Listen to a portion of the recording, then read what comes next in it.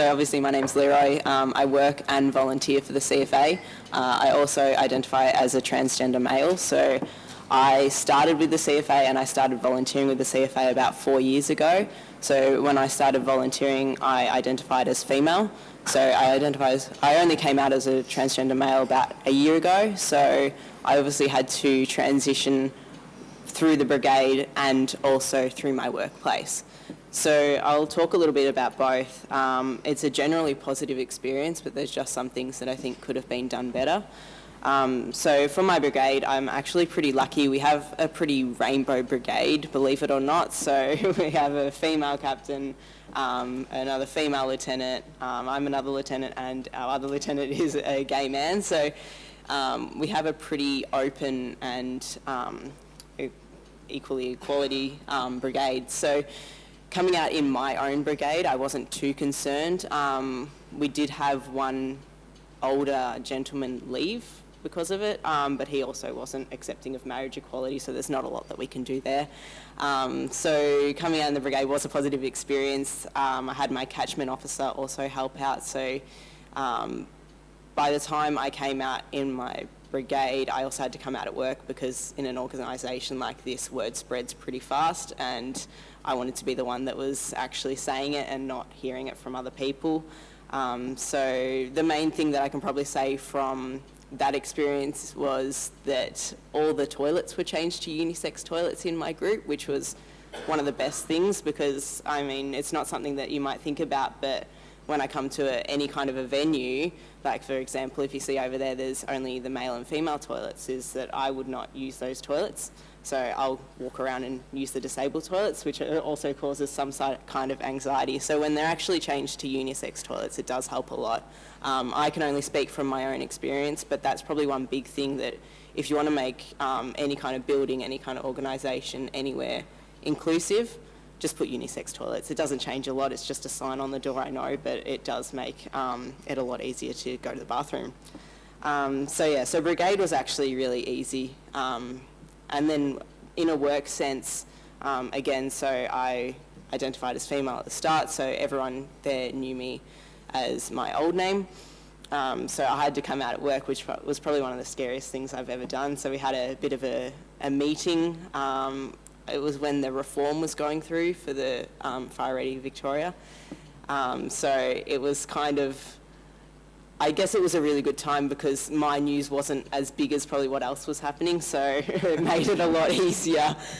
So I came out and it was really positive. So we worked with HR beforehand. I had the ACO's support and he promised to make it kind of like a family because I didn't have a very good experience with my own family. So they really built that up and made it a very welcoming environment for me to actually come out in. So after that came out obviously to everyone else. Name tags were changed, phone numbers were changed, phone names were changed, emails was changed. There's actually a lot that needs to be changed once you change your name, which is, it's crazy. You don't even think about it. Like I'll get a letter and I'll be like, oh, I haven't changed that one now. So you've got to go through that process again of sending in birth certificates and everything like that. So generally a positive experience and I can't fault it too much. There's just some small things that can be done and it might not be something that you think too much about, but and I can only talk from my experience. So I've recently had top surgery, so I think everyone kind of might know what that is, whereas I had to have 2 weeks off. So I didn't really want everyone at my work to know about that. It wasn't something that I think everyone needs to know. They'll realise it soon enough. But so I had 2 weeks off and I came back on light duties. So that kind of stuff I told my manager, I didn't tell anyone else. And I think if my manager had have done some research into it, had have understood what it actually entails. I came back to being told that there were 3 days the week I came back in a place that was 3 hours drive away. So I couldn't drive, I couldn't sit for that long. I couldn't sit in workshops, I couldn't do anything like that. So I had to say no, that I couldn't go. But then it was kind of, it wasn't so much as like I was told off for saying that, but it was kind of like I wasn't putting in the effort to actually make it there. But it was something that I physically couldn't do, which it puts a lot of strain on me because then I feel bad that I'm not contributing to a team that I feel like I'm well a part of.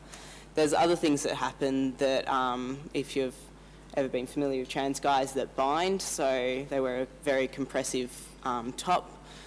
if you look it up, if you actually research into it, they tell you to wear it for only 8 hours a day. So I've never met a trans man that will wear it for 8 hours a day. We'll wear it for any time we're in public.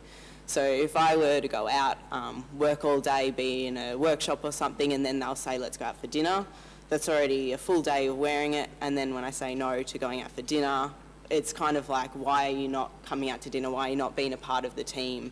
And it's really like, as much as I don't want to have to say it's because I bind, I'm actually in a lot of pain, I have to say it because I have to give it an explanation of why. And I think some things like that, so as much as you can say that you're accepting of who someone is, so as much as you say, oh yeah, I'm accepting if they're gay or if they're lesbian or if they're trans, it's to show that you're accepting, actually do some research behind it. So have some information around and take that 10 minutes out of your day to actually go, what does it mean for this person to be trans? What does it mean for this person to be non-binary? Because that would be a whole new world for a lot of people to actually start using they, them pronouns. I probably had it a lot easier to go from she, her to he, him.